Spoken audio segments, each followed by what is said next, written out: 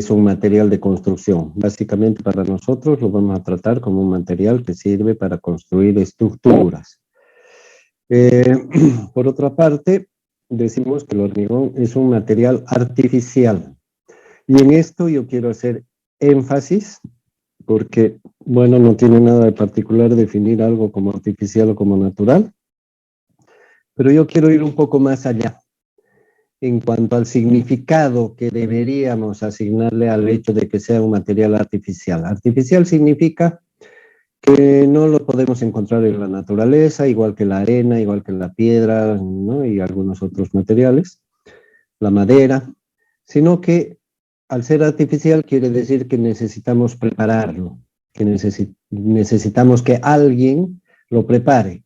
Y en este caso, a pesar de que hay mucha gente involucrada en esto, pero vamos a asumir que el que lo prepara o lo manda a preparar es el ingeniero.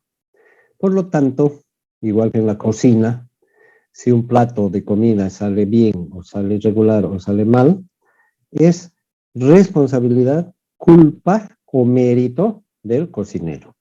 Entonces, el hecho de que sea un material artificial implica que la responsabilidad de su calidad es del ingeniero, ¿sí? Este es un elemento que deberíamos considerarlo bien claramente desde este primer día, puesto que en nuestro medio generalmente la culpa la tiene San Pedro, que hace llover mucho, o la tiene La Plata, que no es mucha, o la tiene La Plata el terreno que se hundió, etcétera, ¿no? Nunca es responsabilidad del autor, que es el ingeniero. Y por lo general nuestras obras, no sé si serán malas, ¿no? Pero no son buenas, ¿no?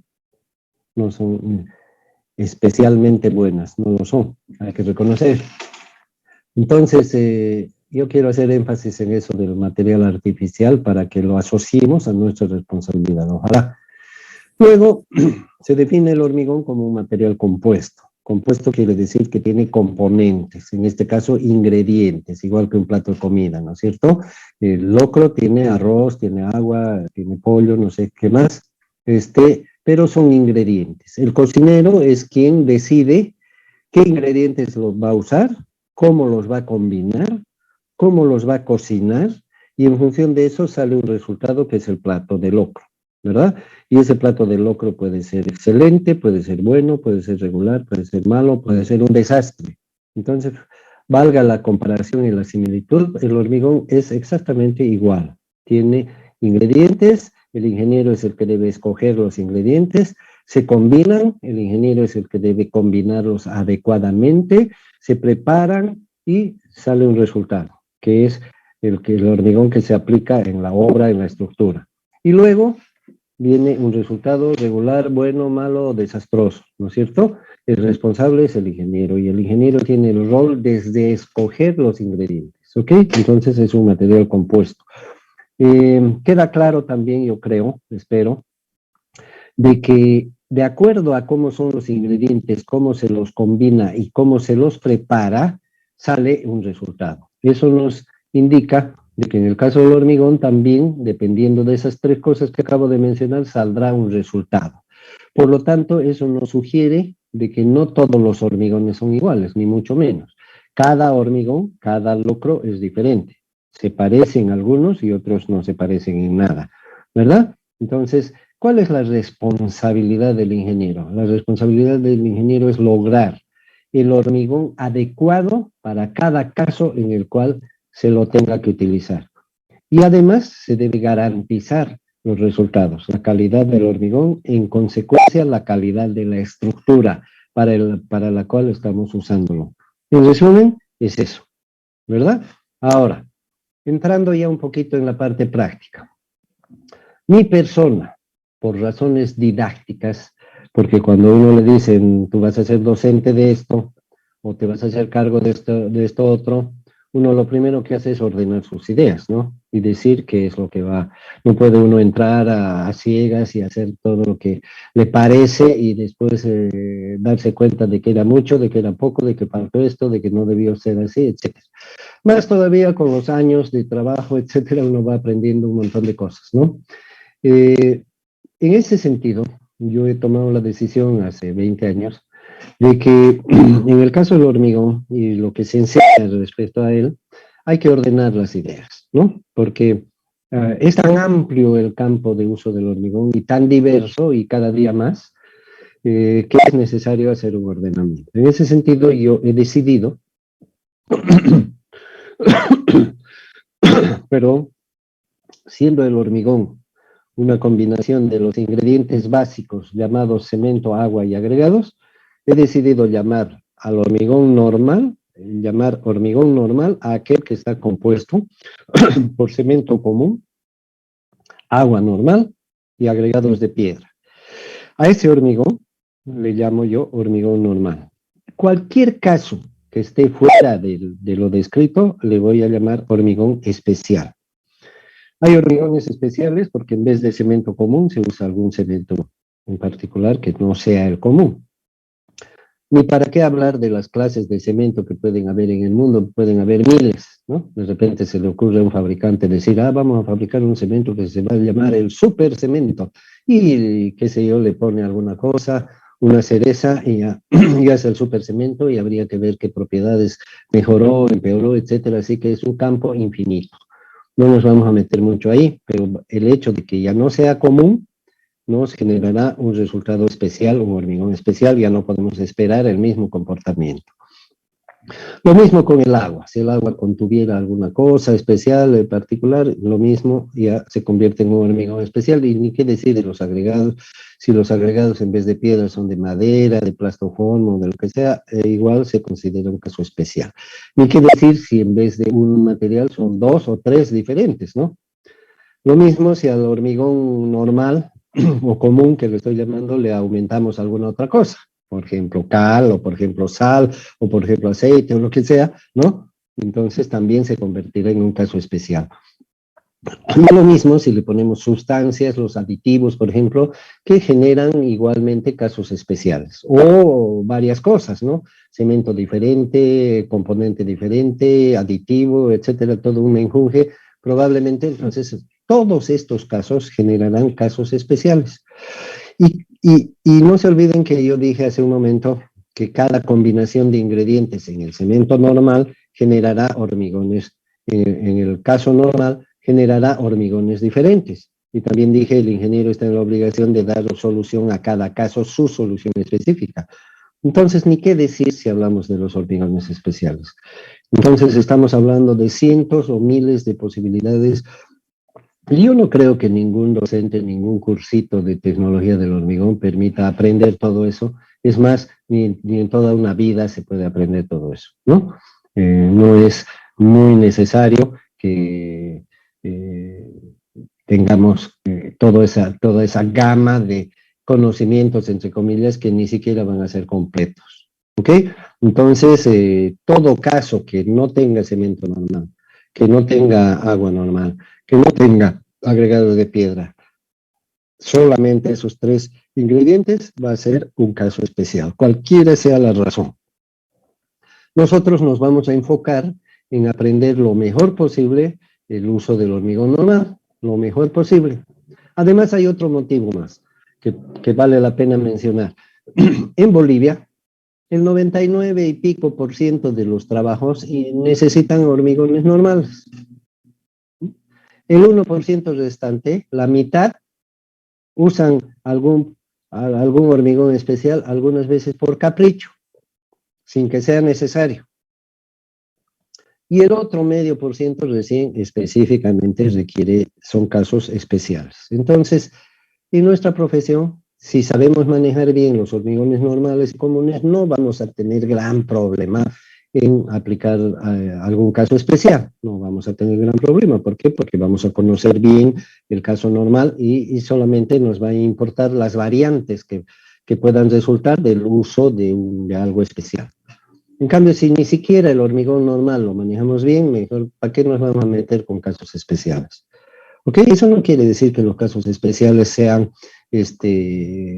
muy problemáticos, ¿no? No quiere decir. Tienen su grado de dificultad, unos más, otros menos, como cualquier otra cosa.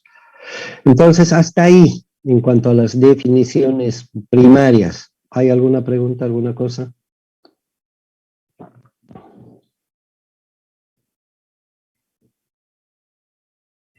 Bien, pasando entonces la página, nos encontramos con un análisis de observación externa. Desde afuera le decimos a alguien, ¿sabes qué? Echarle una miradita a esto y me la relatas y me la cuentas, qué es lo que pasa. Entonces, ese observador ve que una vez que se prepara el hormigón o la pasta de cemento o el mortero, que son parientes, ¿no es cierto? Una vez que se prepara la mezcla, ¿qué es lo que pasa con la mezcla? Y nos describe. Y después al día siguiente venimos y le preguntamos, ¿y cómo te fue? Cuéntame cómo te fue. Y entonces él nos relata, cuando preparas la mezcla, sale una masa pastosa, blanda, plástica, amorfa, porque se deforma, no sé, fácilmente, semifluida, no es fluida porque no es un líquido, contiene sólidos, ni tampoco es sólida porque contiene líquido, entonces semifluida, pero que tiene una particularidad, viejo, porque se puede moldear. Yo le apreté así con mis dedos y hice una esfera y se puede moldear. Entonces, esa es la observación inicial del estado primario de una mezcla de hormigón, ¿no? Se describe de esa forma, una masa blanda, pastosa, plástica, moldeable, semifluida, etc. ¿Ok? Esa es la definición inicial del hormigón. Pero viejo, curiosamente, a medida que pasaba el tiempo, era más difícil de moldear. Conclusión, va perdiendo esas sus características iniciales, va perdiendo a medida que pasa el tiempo.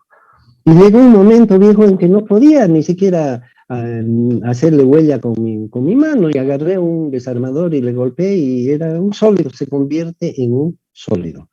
Se convierte en un sólido al pasar el tiempo, va perdiendo las características de la descripción física externa que hemos dado y va perdiendo esas características hasta que hay un momento en el que ya no podemos hablar de masa blanda, plástica, pastosa, semifluida, sino que directamente tiene la apariencia de un sólido. Yo la golpeaba con el desarmador y sonaba tic, tic, tic, tic, como golpear el desarmador con la mesa.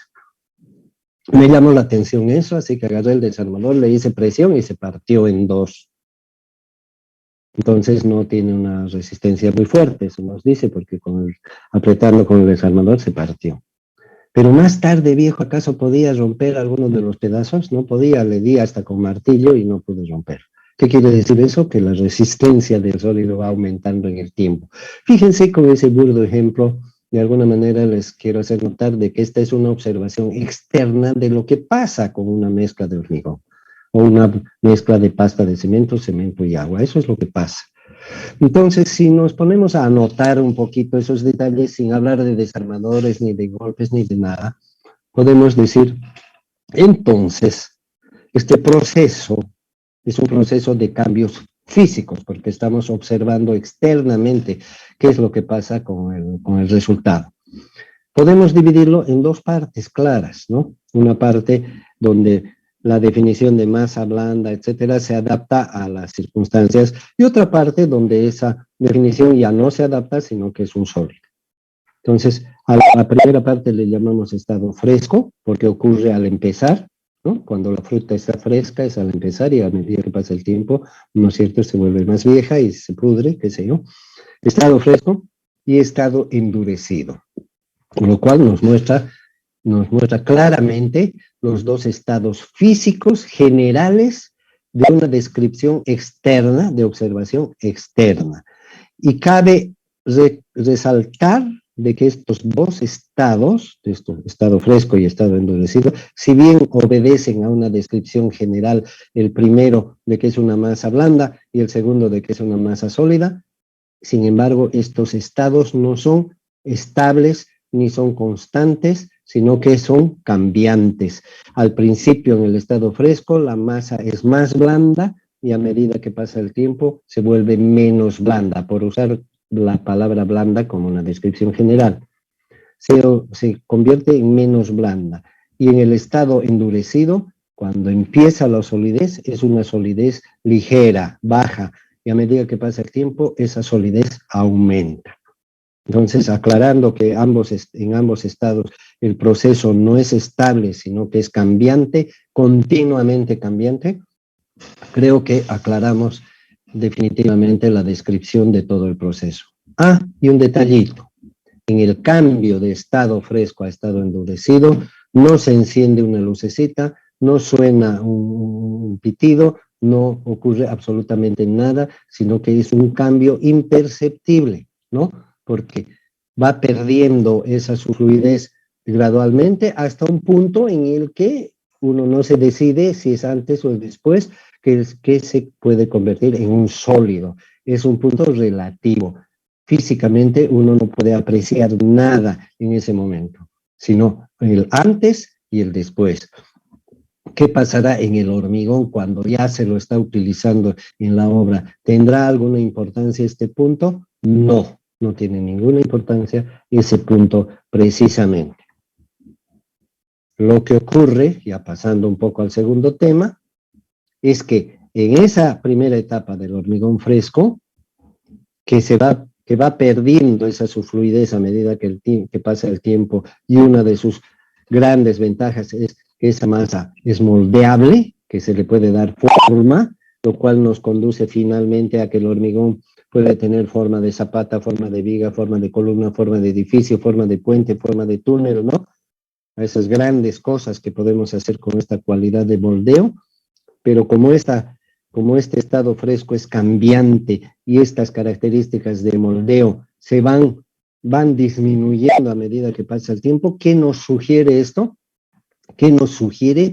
Nos sugiere la recomendación de moldea cuanto antes. Moldea cuanto antes, ¿correcto? Esa es la conclusión que podemos sacar de esta observación, porque si el moldeo es una característica que podemos aprovechar y se va perdiendo con el tiempo, entonces tenemos que hacer el moldeo cuanto antes. ¿Por qué? Porque esas características que favorecen el moldeo en un principio son mejores y a medida que pasa el tiempo van empeorando. Por lo tanto, tendremos que prestarle atención a esa circunstancia, y en general los que hacen especificaciones, normas y se ocupan de estudiar las cosas con mayor profundidad que el resto, decidieron de alguna manera imponer una regla que generalmente es universal, de que el moldeo en una obra se ejecute en los primeros 30 minutos de trabajo. Desde que el hormigón sale de la mezcladora, ese es el minuto cero, hasta que se terminó de darle forma y se levantan las manos y se dice se acabó el tiempo, arriba las manos y se acabó el trabajo. En ese lapso de tiempo, 30 minutos máximo. Hay especificaciones que algunas veces extienden un poco más ese tiempo, pero no es una regla que deberíamos tomarla como una exigencia, sino deberíamos tomarla como un principio nuestro para ejecutar buenos moldeos. Porque en la medida que nos extendamos de ese límite, supongamos que no hubiera límite, que nos vayamos pasando de ese tiempo, el moldeo va a ser más difícil. Y eso implica, de manera natural, que va a ser más difícil obtener buena calidad en el moldeo. Y el moldeo es esencial, ¿no? Porque ya sabemos que una estructura de hormigón puede durar 20 años, 30 años, 40, 50, 100 años. Y si el moldeo, que es media hora apenas, se hace mal, bueno, ese mal moldeo va a perdurar en el tiempo. Entonces, fíjense la importancia que tiene responder adecuadamente a estos razonamientos. En cuanto al estado sólido, endurecido, al estado endurecido, cuando el hormigón se va solidificando, el hecho de que también vaya cambiando con el tiempo y aumentando esa su solidez, traducida en una resistencia a los factores externos e internos, también nos llama la atención, ¿no? Porque cuando esa solidez es baja, no nos va a servir mucho como un elemento estructural. Pero cuando esa solidez y esa resistencia va aumentando en el tiempo, puede ser que en algún momento tenga una calidad tal, una magnitud tal, capacidad de resistir, que nos puede hacer para poner encima una carga de un vehículo, para un puente, por ejemplo, o las cargas de los edificios, etcétera. Entonces, wow, qué buena oportunidad de que además de moldearlo, también lo podemos usar como un elemento estructural resistente para cierto tipo de estructuras, ¿no es cierto?, en diferentes grados, de manera que el hormigón, a partir de la resistencia necesaria, que le llamamos muchas veces, otras veces le llamamos resistencia esperada, qué sé yo, pero el valor o la capacidad necesaria para cumplir con una función determinada para la cual lo hemos previsto, ¿verdad? Entonces, a partir de ahí entra en una etapa que se llama etapa de servicio. Es decir, el hormigón empieza a servir para lo que lo hemos proyectado. Sirve como puente, como edificio, como carretera, como lo que sea, a partir de determinado momento en que tiene la capacidad de hacerlo. ¿Correcto? Entonces, fíjense, el enfoque teórico de observación externa nos determina dos estados, fresco y endurecido, pero ya la aplicación práctica de esa observación nos permite utilizar el hormigón. En este caso nos define tres etapas. La primera etapa, la etapa de moldeo, donde le damos forma y somos protagonistas de esta acción, porque el hormigón no se va a dar forma a sí mismo, sino que somos nosotros los que tenemos que actuar ahí para lograr que este proceso sea eficiente. Luego viene un compás de espera, que se le suele llamar etapa de transición, donde el hormigón ya está moldeado y empieza ese su proceso, no empieza, sino continúa en ese su proceso de cambios físicos, llega al estado endurecido, tiene un grado de resistencia, va aumentando su resistencia hasta que llega a un punto en que le llamamos el inicio de la etapa de servicio, cuando adquiere la resistencia que hemos previsto. A partir de la etapa de servicio, entonces, aparece el tercer periodo práctico de uso, etapa de moldeo, etapa de transición, etapa de servicio. En la etapa de servicio, el puente es puente, el edificio es edificio, la carretera es carretera. ¿Qué más viene después? Probablemente mantenimiento y reparaciones, como en cualquier cosa. Compramos un televisor, lo usamos y hay que hacerle mantenimiento y reparaciones si es que las necesita. ¿Correcto? Entonces, esa es la parte natural del asunto. Fíjense que en nuestro medio no se le tira mucha pelotilla al asunto de mantenimiento y reparaciones. Por eso es que las estructuras, aparte de no estar muy bien hechas, que digamos, empiezan a requerir mantenimiento, mantenimiento cero, requerir reparaciones, reparaciones cero, y después nos sorprendemos y le echamos la culpa a San Pedro o a alguien, ¿no? De que las cosas estén mal. Particularmente, uno de los mejores ejemplos es el pavimento de la ciudad, ¿no? Porque ese pavimento lo vemos todos los días, en cambio en los edificios y demás ahí las fallas están ocultas, ¿no? Un resumen rápido de los temas 1 y 2, si es que no me he comido algo, sería ese. Les cedo la palabra, yo prefiero que me pregunten verbalmente, las preguntas escritas muchas veces en lo que estoy conversando no las puedo leer, ¿no es cierto? Acá hay una pregunta que dice, ¿los cementos que llevan aditivos ya no son normales? No son, pues, ¿no? De acuerdo a lo que hemos dicho.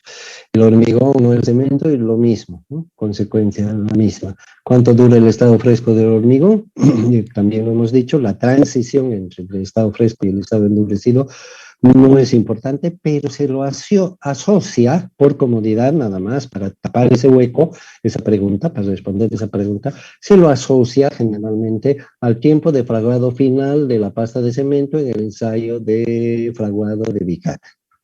Pero yo les hago notar que el ensayo de fraguado de Vicat podría llamarse también ensayo de fraguado de Gutiérrez, ¿no? Porque si en vez de Vicat hubiera sido Gutiérrez, igual inventaba un procedimiento, su aguja no era la misma, su émbolo no era la misma, su procedimiento no era lo mismo, pero los demás lo aceptamos, entonces se hubiera llamado tiempo de fraguado final de Gutiérrez en vez de tiempo de fraguado de Vicat. Eso les hago notar de que también es especulativo, de alguna manera. Y les hago notar también de que en la práctica no tiene ninguna, no implica nada en particular. Porque en ese momento ya no moldeamos el hormigón, si es que fuera por el lado fresco, y tampoco lo ocupamos el hormigón como material resistente si es que fuera por el otro lado. O sea que no tiene mayor significación práctica. Preguntas, jóvenes, comentarios, dudas, les cedo la palabra. Participen, tienen la oportunidad de conocer lo que puedan de este material. Ingeniero, buenos días. Buen día. Tengo una consulta. En el tema usted dice que no importa la transición del estado fresco al sólido, pero en un pavimento de hormigón, al momento de tenerlo expuesto bastante tiempo, por ejemplo, a las condiciones climáticas, ya sea el sol o si tengo el frío, ahí sí importara el estado, la transición del sólido al seco, porque el tema del corte de juntas creo que evita también las fisuras del mismo, ¿no? Claro, lo único que tenemos que hacer aquí es ordenar ideas y darle crédito un poco a las palabras que yo uso. Yo he dicho que el punto exacto de transición entre el fresco y el endurecido no tiene una trascendencia práctica, eso he dicho. En el tema de observación, y si ustedes se fijan en el tema 2 tenemos un gráfico, no sé si lo tengo por acá, pero no hace perder el tiempo eso. Este, tenemos una zona o un punto, y ahí en el dibujo dice zona del estado fresco y a partir de esa línea estado endurecido, o sea que supuestamente es un punto específico.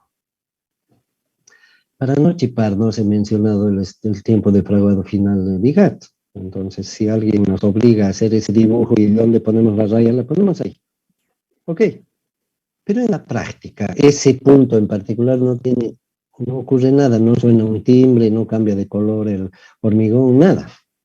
Lo que usted menciona de factores climáticos, factores operativos como el corte del hormigón, etcétera, están dentro de la zona de transición entre la finalización del moldeo y el inicio de la etapa de servicio, que es una zona amplia de varios días, de muchos días, ¿correcto? Entonces, en esa etapa que le llamamos de transición, sí tiene significación, ¿no?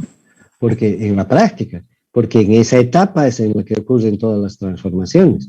Sin embargo, las transformaciones físicas que ocurren en el hormigón, no afuera del hormigón, en el hormigón.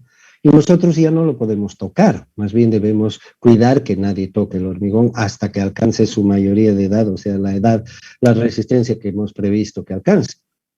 Entonces, a esa etapa de transición en la que el ingeniero y las personas no actúan directamente, pero sí tienen un rol muy importante, que es el de actuar indirectamente y favorecer ese proceso, de modo que ocurra de la forma más eficiente posible. Que si voy a poner un ejemplo que ocurre en nuestro medio, si hay un perro que quiere entrar en el pavimento, o si es pavimento, antes de que esté endurecido va a dejar sus huellas. Entonces el ingeniero tendrá que prever que no entren los perros ahí, ¿no? Que no entren las personas ahí. ¿Por qué? Porque el hormigón no tiene la capacidad de aguantar. Que no se saquen los encofrados del edificio porque el hormigón todavía no tiene la resistencia necesaria. O que se hagan los trabajos necesarios como los cortes, por ejemplo, para prevenir otras situaciones. ¿Comprenden, no? Hay una gama de actividades que se deben realizar ahí de diverso tipo y por diversas razones, pero todas ellas dentro de favorecer el proceso y no perjudicarlo. Por ejemplo, un ingeniero no puede decir al día siguiente o a los 2 días de haber vaciado una losa, no puede decir saquen los puntales porque necesitamos para este otro trabajo. No puede decir porque le estaría haciendo un daño al hormigón en su proceso de endurecimiento porque el hormigón no tiene aún la capacidad de soportarse a sí mismo. Entonces, fíjense, son una serie de actividades indirectas que son responsabilidad del ingeniero, que tienen como función, como objetivo dos cosas, básicamente. Uno, proteger ese proceso para que sea lo mejor posible, para que llegue al resultado esperado. Uno. Y dos, evitar lo negativo, ¿no es cierto?, que pudiera causar algún daño o alguna consecuencia en ese proceso. Estas dos cosas que son opuestas, al final se combinan en una sola, que es proteger al hormigón. Entonces, es un rol muy importante, ¿no? Ahora, el punto preciso de cambio del estado fresco a la endurecido carece de importancia, ¿no? Puede ser, listo, ya, cambió. Supongamos que tuviéramos un aparato para determinar con exactitud ese punto, no ocurre nada, ¿no? En especial, lo podemos señalar, listo, ya, este es el punto, lo marcamos ahí, no sé dónde, en el espacio, pero no tiene una trascendencia como para decir, ya, en este momento pongan ese clavo, ¿no? O saquen, ¿no? No tiene. Eso es lo que quise decir y estoy insistiendo.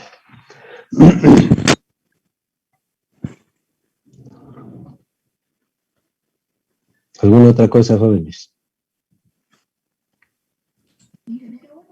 ¿Cuál es la consistencia ideal del hormigón? ¿Perdón? ¿Cuál es la consistencia, su consistencia ideal del hormigón? Bueno, en el siguiente tema vamos a hablar específicamente de las características del hormigón fresco, entre las cuales está la consistencia. La consistencia no es otra cosa que el grado de fluidez del hormigón. Y el grado de fluidez del hormigón es lo mismo que el grado de fluidez del locro.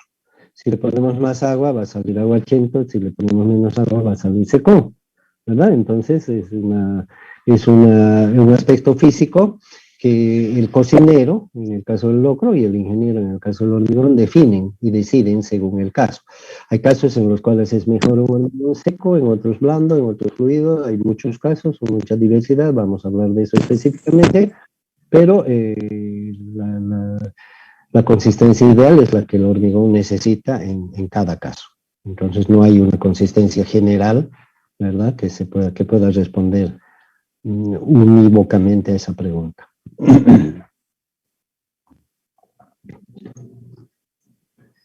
Fíjense, jóvenes, insisto, y voy a insistir hasta el último día, ojalá tenga algún efecto. La importancia que tiene de que ustedes lean primero el texto y, si pueden, escuchen el video, para juntarnos en esta ocasión y en las otras, ¿no? Porque así, con conocimiento de causa, vamos a hablar de lo que estoy hablando, van a ustedes cuestionar.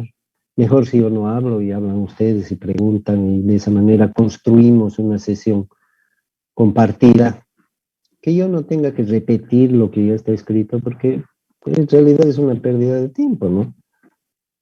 Porque yo no sé si estoy repitiendo algo que ya saben o algo que ya está escrito innecesariamente por tercera vez.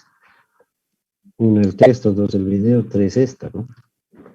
Entonces, saquémosle provecho. A mí me extraña que no pregunten tantas cosas, ¿no? ¿O será que yo estoy tanto tiempo en esto que lo veo tan súper cosas que hay, ¿no? Un montón de cosas.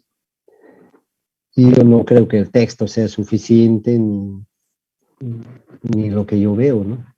Aquí tenemos entre ustedes 60 pares de ojos, o 30, mejor dicho. Y pues obviamente pueden haber muchas cosas curiosas, ¿no? Entonces les recomiendo, por favor, intenten llegar a estas sesiones con alguna base, por lo menos media hora, pues lean antes de venir, ¿no? Disculpe, buen día. Una consulta. El horario en el que se hace el vaciado, ¿qué tan relevante es? Por ejemplo, en algunas construcciones decían hacerlo en la noche y otros en la mañana. ¿Qué tanto varía el manejo o el moldeo?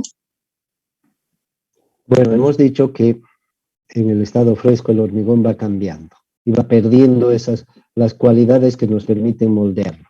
Entonces, una buena pregunta que podemos hacernos es: ¿qué factores o qué cosas hacen de que esa pérdida de cualidades se acelere?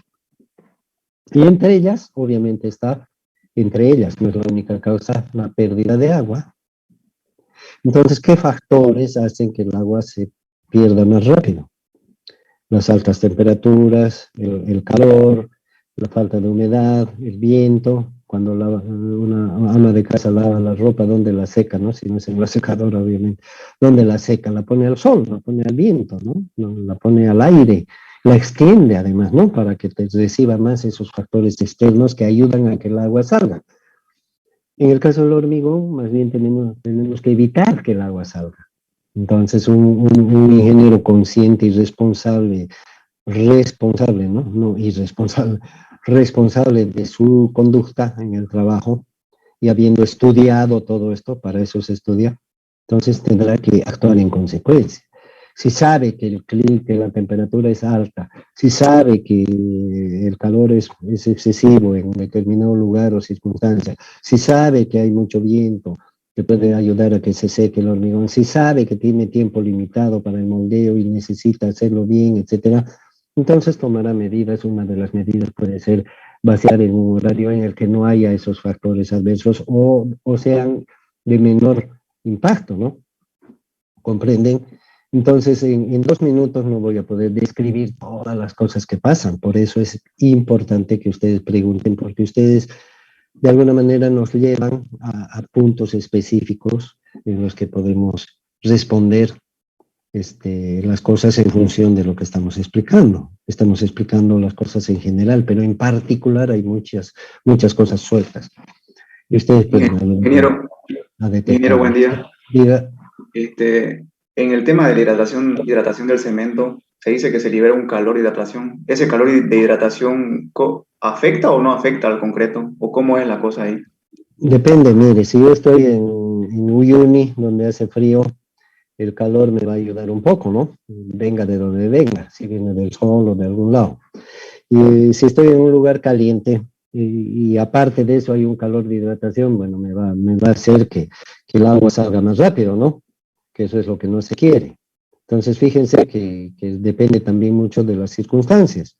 Lo mismo pasa, no solamente depende de las condiciones externas, sino también del tipo de manejo del hormigón que estamos haciendo. ¿Qué pasa cuando algo está caliente y queremos que se enfríe? ¿Se enfría más rápido una olla de sopa o se enfría más rápido si la ponemos en platos separados? Seguramente se enfría más rápido si la ponemos en platos separados. ¿Por qué? Porque hay una cantidad menor. ¿Y hacia dónde se va el calor? Hacia el ambiente, ¿no es cierto? Se emite, hay una transferencia de calor, el ambiente enfría el plato y el plato que está caliente, calienta el ambiente, hay un intercambio. Entonces, en el hormigón también pasa lo mismo. Cuando el hormigón es una pequeña proporción, el calor de hidratación más todos los demás calores salen al ambiente. Hay un intercambio con el ambiente. Si el ambiente es caliente, más bien recibe calor en vez de enfriar. Bueno, pero si el hormigón es masivo, por ejemplo, en una represa, donde usamos cubos de hormigón o tenemos un espesor de muro de 1,5 metros, ese calor concentrado dentro no puede salir. Entonces es desfavorable para el hormigón. Esa pérdida de calor, la emisión de calor al ambiente va a ser muy lenta, más bien el calor se va a concentrar ahí. Y ese calor va a hacer que el agua salga más rápido y si sale muy rápido el agua, ya sabemos lo que pasa. Todos hemos visto un suelo resquebrajado cuando hay sequía, ¿no es cierto? Lo mismo le pasa al hormigón. Para responder a la pregunta. ¿Alguna otra cosa más, jóvenes? Cuando se manda el volumen total al mixer, por ejemplo, calculan, ¿no? Área por la longitud. ¿Qué otro valor se aumenta o es cabal lo que se calcula? No le entendí muy bien la pregunta. ¿Podría repetirla? Voy a extender el tiempo un poquito, jóvenes. Entran al WhatsApp y lo alargan el tiempo porque ya no me da para responder.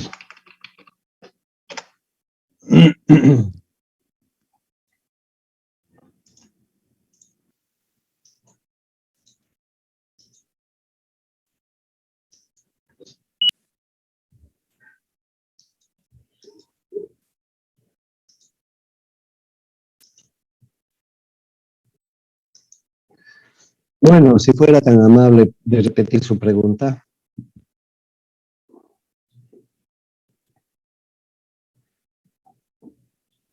¿Está con nosotros?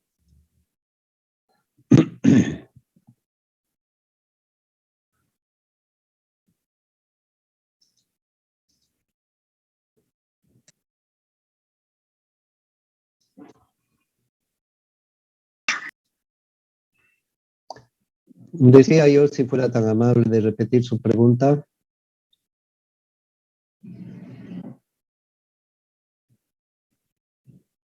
O alguien que me lo aclare.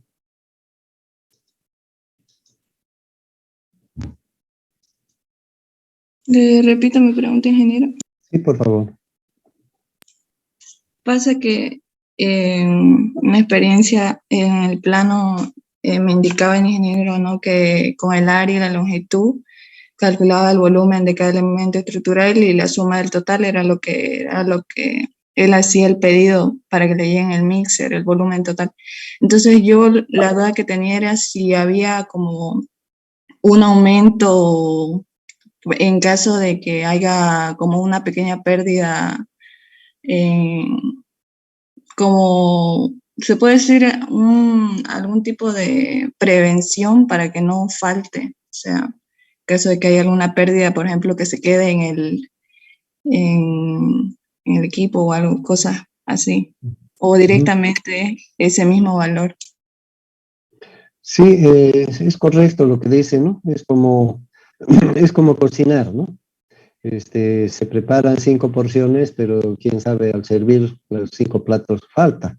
Entonces siempre es buena práctica preparar un poquito más, ¿no? Para que no ocurra eso. Se puede quedar en la olla, de repente en el proceso, sin darse cuenta, uno pierde algo de material, etcétera. Lo mismo pasa en un vaciado, ¿no? Entonces, sí, generalmente el volumen calculado se le pone un delta, un excedente ligero, que no puedo decir tanto por ciento, ¿no? Porque las reglas son diferentes para cada caso. Si somos muy descuidados, seguramente vamos a perder mucho hormigón. Si no, si somos cuidadosos, seguramente vamos a perder mucho menos hormigón. Si la obra es chiquita, se va a perder menos que si la obra es grande, ¿no? Y también depende del tipo de trabajo que se está haciendo y la forma de trabajar y todo eso, ¿no? Pero por lo general es prudente un cierto excedente, siempre es prudente. ¿Mm? Ingeniero, creo, si no me equivoco, siempre cuando uno pide esos camiones mixer que traen cemento, al menos empresas como Concretec siempre traen con un ligero excedente previendo ese tipo de situaciones. Si no me equivoco. Probablemente, ¿no? Entonces, esa ya es una cuestión comercial. Seguramente ese excedente está incluido en el precio, no debe ser ningún regalo. Sí, Pero viene incluido. es prudente, ¿no? Es prudente. Y puede darse el caso de que llegue el excedente y no sea necesario. Puede darse ese caso, ¿no? O como también puede darse el caso de que llegue el excedente y falte otro poquito. Son circunstancias normales en una obra. Con la práctica y el tipo de obra se va afinando eso, ¿no? Como en cualquier otra cosa. ¿A los cuántos días se puede quitar el encofrado? Depende de cada caso. Absolutamente relativo, no hay una regla, ¿no?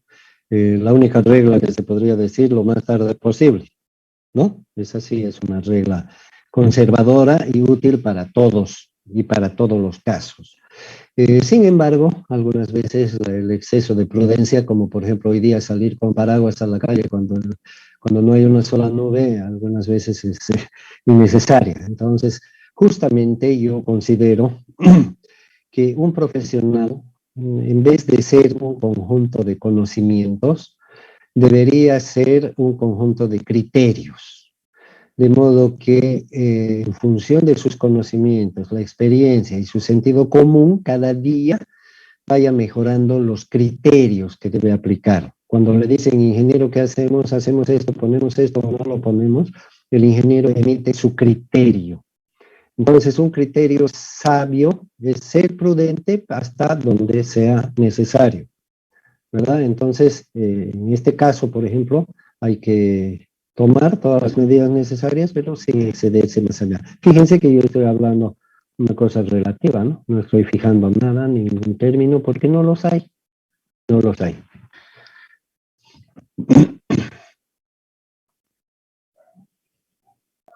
Ingeniero, una pregunta. ¿Qué función cumplen los aditivos en el hormigón? Esa es una pregunta que yo la podría comparar con qué función cumplen los condimentos en las comidas. Probablemente una respuesta sería generalizada sería mejorar el sabor. En otros casos, los condimentos se usan para apagar algún otro sabor que es muy fuerte, ¿no? Entonces, eso, la aplicación de los condimentos es relativa, y a algunos no les gusta usar condimentos, y en el caso de los aditivos es lo mismo. Los aditivos son sustancias químicas, por lo general, que incrementan algunas cualidades que tiene el hormigón o atenúan otras por alguna razón, ¿no? Por alguna razón específica. Los aditivos se utilizan por razones específicas, no se utilizan por capricho, por gusto, ¿no? Sin motivo, Siempre tiene que haber un motivo para el uso de los aditivos. Y además de la lógica de este razonamiento, está también el razonamiento técnico, porque usar un aditivo complica la figura, ¿no es cierto?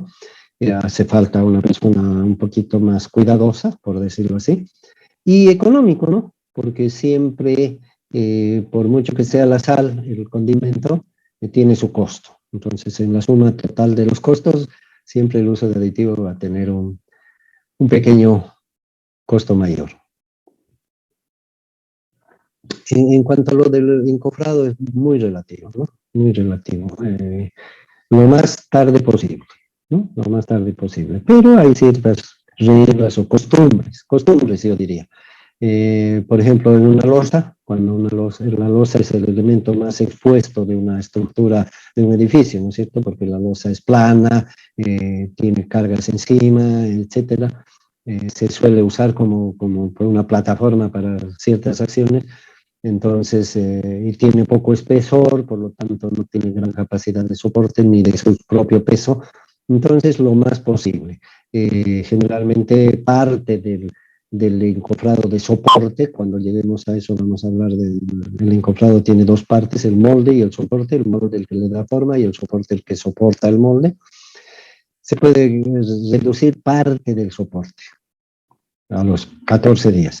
Y a los 21 se puede, en algunos casos, quitar todo el soporte siempre que entre los 21 y los 22 días no se sobrecargue la losa, ¿no? Siempre que el ingeniero sepa que se la va a usar, pero no se la va a sobrecargar. Entonces, mucho tiene que ver el criterio del ingeniero, la función de la obra, etcétera, ¿no? Mucho tiene. No hay plazos fijos. Por ahí digo 14, lo retiran a los 14 y se derrumban, ¿no? Por ahí no también, ¿no? Entonces es mejor ser prudente. Esa historia de que, por ejemplo, se necesita el material para seguir avanzando en la obra y hay que sacar el encofrado, esa historia para mí es un cuento, ¿no? Porque nada justifica que uno arriesgue la estructura, nada justifica. Y peor ese cuento, ¿no? De que necesitábamos sacar los puntales para avanzar, nos está atrasando. Compre pues más puntales, ¿no? Compre más puntales. Ese es un chiste más que un argumento. ¿Alguna otra cosa, jóvenes? Ingeniero, cuando se está vaciando, por ejemplo, una columna, ¿cómo podemos garantizar de que el concreto está ocupando todo el espacio del molde? Garantizar como sacar una radiografía no creo que se pueda, pero existen métodos, ¿sí? Lo mismo ocurre cuando hacemos un pilote, ¿no? O hacemos excavaciones profundas y vaciados a ciegas ahí.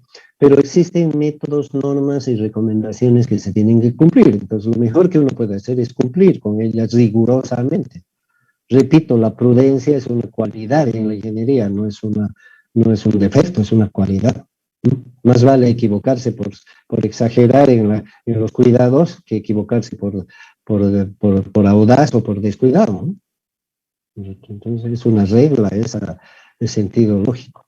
Entonces, en el caso de las columnas, evidentemente no podemos ver el hormigón, pero existen ciertas reglas que hay que seguir en el vaciado, en el vibrado y en todo lo demás para poder asegurarnos de alguna manera de que las cosas están bien hechas. Y si nos aseguramos de que están bien hechas, van a estar bien hechas, porque la ingeniería no son adivinanzas, ¿no? No es echarle la culpa a Dios, Dios mío, ayúdame que salga bien la resistencia, ¿no? En ingeniería 2 más 2 son 4. Si metemos 2 y aumentamos 2, pues el resultado va a ser 4. Y si metemos 1 va a ser 3 y punto, y no hay diferencia. No hay dónde discutir ni dónde pelarle, no tiene la culpa San Pedro ni nadie. Eso hay que tener muy en cuenta, porque mucho apostamos, ¿no? A que no pasa nada, esas frasecitas deberíamos borrarlas, ¿no? No pasa nada, meterle nomás, esas cosas. Un ingeniero no debería pronunciar esas frases, ¿no? No debería, ¿no? Creo yo. Tal vez estoy equivocado y yo soy el que fallo más bien, ¿no?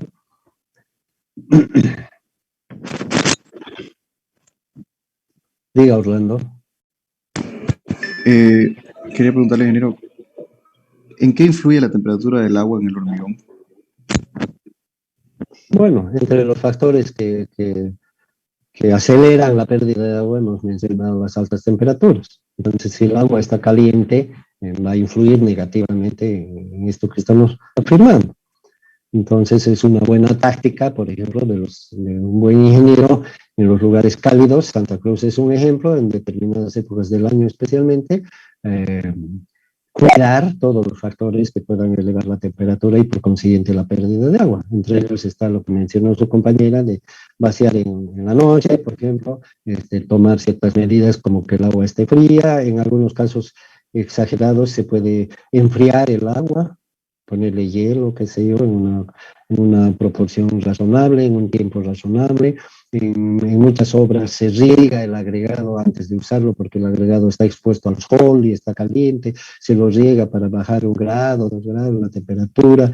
El cemento no debe almacenarse al sol, preferentemente en un depósito a la sombra, donde haya corriente de aire para que refresque un poco las bolsas. Fíjense, hay una serie de cosas, ¿no?, que el ingeniero es el que tiene que hacer, no va a decir el portero, no ponga el cemento ahí, ¿no?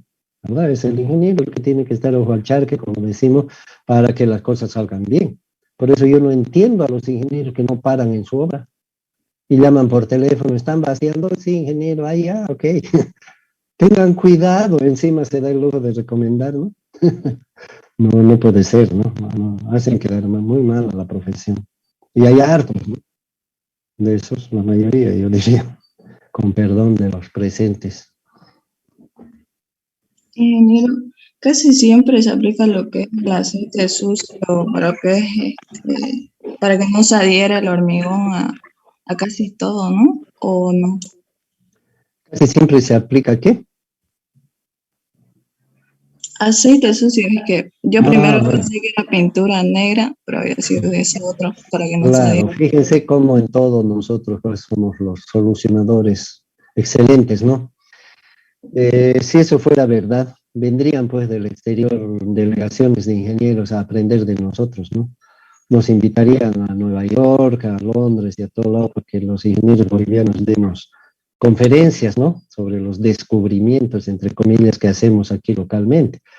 En todo el mundo se utilizan unas sustancias que se llaman desencofrantes o desmoldantes también, que sirven justamente para facilitar la extracción de los moldes, de los encofrados, y no dañar el hormigón porque se adhiere el hormigón y particularmente se adhiere a la madera, porque la madera es porosa y en muchos casos ni siquiera está cepillada, bien cepillada, ¿no es cierto? Entonces tiene cosas que facilitan la adherencia. Aparte de eso está la regla de no desencofrar muy temprano porque obviamente el hormigón está más fresco y se adhiere más fácilmente. Cuando ya está más duro es difícil que se desprenda. Bueno, aparte de esas cosas generales, en nuestro medio pues hemos inventado el hecho de que para no estar gastando en desencofrantes o desmoldantes, que son sustancias importadas porque tendríamos que comprarlas en una tienda especializada, entonces el aceite sucio sirve. ¿Qué sirve? Sirve. Y se lo utiliza mucho en nuestro medio para pringar el molde de madera, o de metal también, el aceite también es un desmoldante, para que el aceite limpio, ¿no? El aceite limpio, sucio, para que facilitar esta tarea. ¿No? Pero en ningún libro van a encontrar ustedes un libro que se respete que diga póngale aceite sucio, ¿no? Tampoco está mal. Lo que sí está mal es no tomar ninguna precaución, no ponerle ni aceite sucio, ¿no? Eso sí ya es el extremo.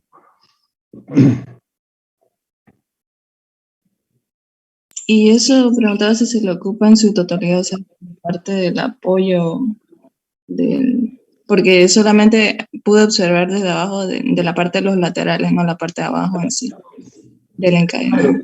En realidad se ponen las caras del molde que tienen contacto con el hormigón, ¿no? No hace falta en otras partes. Y me olvidaba comentar de que también el hecho de colocar un aceite, un desmoldante o alguna sustancia para ese fin protege la madera, ¿no? Porque la madera es porosa y también absorbe el hormigón y se reseca después. Y entonces la conservación de la madera de los moldes y encofrados en nuestro medio es un factor bastante importante desde el punto de vista económico. Generalmente a la madera de construcción se le asigna hasta 4 usos, por lo menos 4 usos. Eso significa que la madera de un molde, que una vez que sacamos el molde, nos puede servir para otro molde siempre que guarde las condiciones, obviamente. Y una de las tareas del ingeniero es favorecer la conservación de la madera. Por eso en los encofrados, no solamente en esto de proteger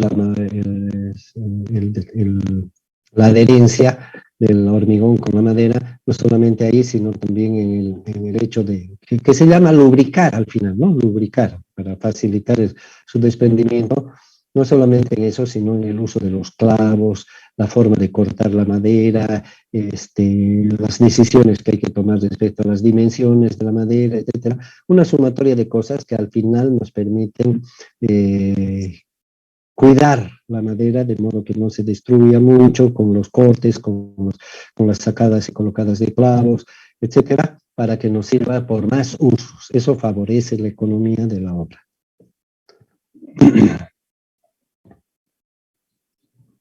Claro, lo grave es que uno calcule 4 usos y después termine haciendo un solo uso, ¿no? Es una pérdida de dinero, pero ocurre, ¿no? Habemos muchos ingenieros, calculamos 4 usos, hacemos la obra, sacamos la madera, la cuidamos, la acostamos, la tapamos bien, ¿no? Le damos refresco para que no se seque y después nunca más viene el siguiente uso. La madera con el tiempo se pudre, se tuerce, se reseca, etcétera, ¿no? Y al final se pierde ese dinero y no nos damos cuenta. Hay que evaluar bien las circunstancias. Ingeniero, buenos días. En la parte de agregados, con lo que nos mandó los apuntes, había una parte que decía los agregados de canto rodado eran más resistentes, pero, o sea, son más lisas y eso tenía una menor adherencia.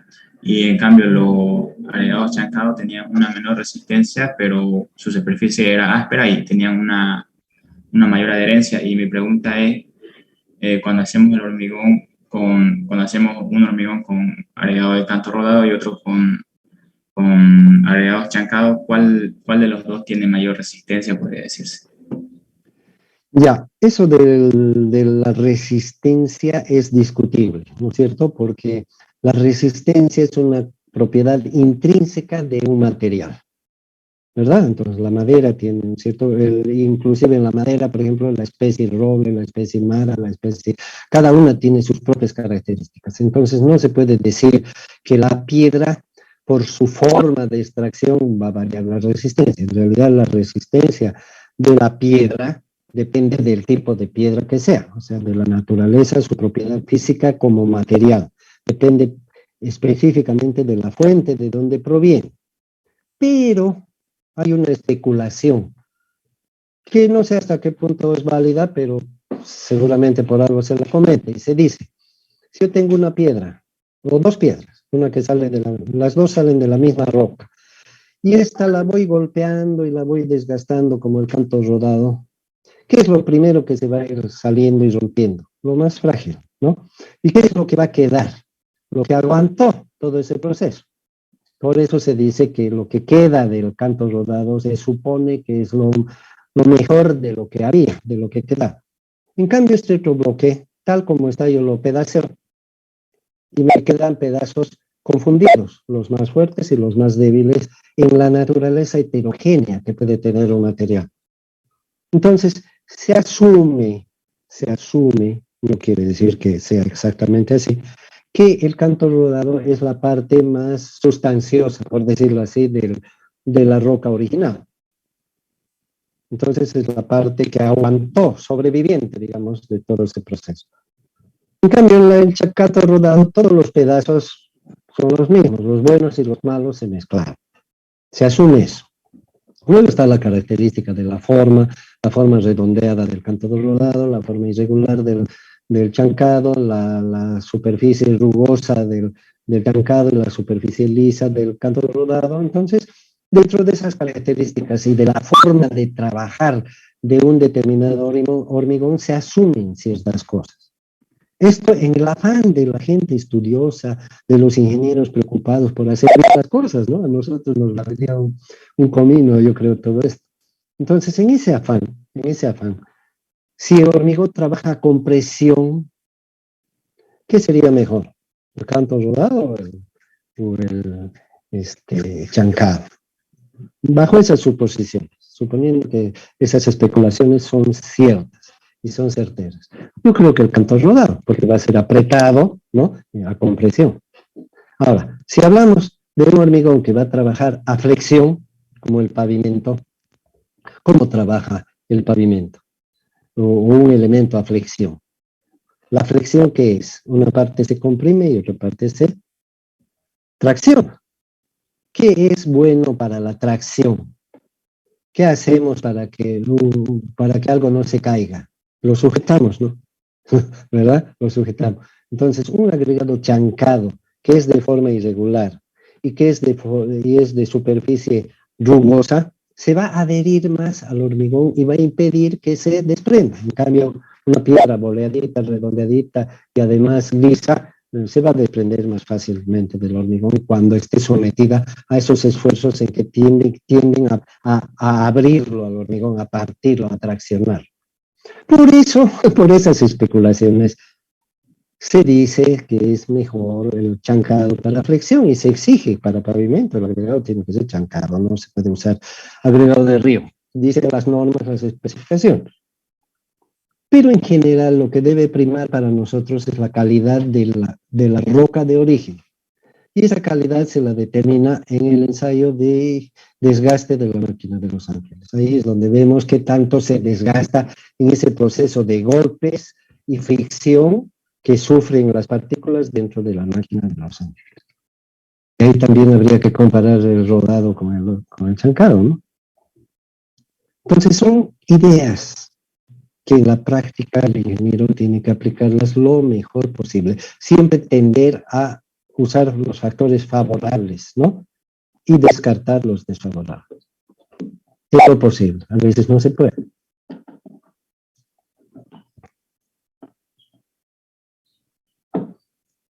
¿Alguna otra cosa, jóvenes?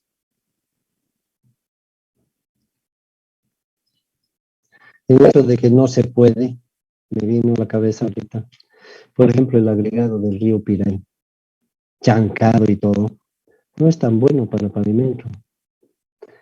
Apenas pasa con 51, si es que pasa, por decirlo de una manera, el ensayo de desgaste para la máquina de Los Ángeles, según las especificaciones de los pavimentos. Y sin embargo es el agregado que más usamos en nuestro medio para pavimento. O sea que ya de entrada medio que violamos las reglas de ingeniería. Fíjense. Pero ¿cuál es la otra opción? Que no usemos ese agregado y que lo traigamos de Yapacaní, que está a 100 kilómetros, contra 20, 25 que está el otro, o 30 o 50, digamos, que es la mitad. O que traigamos de otros ríos que existen en el departamento, sube el costo, ¿no? O sea, algunas veces hay decisiones que tienen que ver con otros factores. Lo que no podemos es nunca, por más factores que hayan, lo que no podemos ni debemos nunca es justificar hacer cosas que no debemos hacer. No debemos justificar lo que está mal. Si vemos que hay una circunstancia que obliga a que hagamos algo que no coincide con lo que creemos y hemos aprendido y lo que está normado, demos un paso al costado, digamos, háganlo, yo no me comprometo, ¿no? Eso es responsabilidad profesional, ¿no? Como un médico que nos dice, ¿sabe qué? Vaya a otro especialista, no es mi campo. Bien, jóvenes, ¿alguna otra cosa? Nos vamos, ¿no? Gracias. Ingeniero, una cosita. Sí, En los cambios físicos, en la pasta de cemento, en la gráfica de viscosidad con tiempo, ¿por qué el punto de partida es no inicia desde cero? Porque viscosidad cero sería un sólido, o perdón, sería un líquido, ¿no? Un líquido. Y el hormigón no es un líquido, ni la pasta no es un líquido, porque la pasta es la combinación de un sólido con un líquido que genera el gel, que tampoco es un líquido. Entonces no podemos partir de viscosidad cero, se parte de una viscosidad X que le llamamos viscosidad inicial. En el caso del hormigón y también en el de la pasta, que finalmente es lo mismo, porque la viscosidad del hormigón es la viscosidad de la pasta más agregados, existe una viscosidad inicial que depende de cuánto líquido le hemos puesto al sólido. Entonces, si le ponemos más agua, va a ser menos viscoso, y si le ponemos menos agua, va a ser más viscoso, pero no va a ser cero. Entonces, esa viscosidad inicial, por ese motivo, no parte de cero, sino parte de un punto X que no es una regla, es variable. En el caso del hormigón, especialmente, es variable. En el ensayo de Vicat no es tan variable porque se hace una consistencia normal y toda la historia que ustedes saben. Finalizamos, ¿no, jóvenes?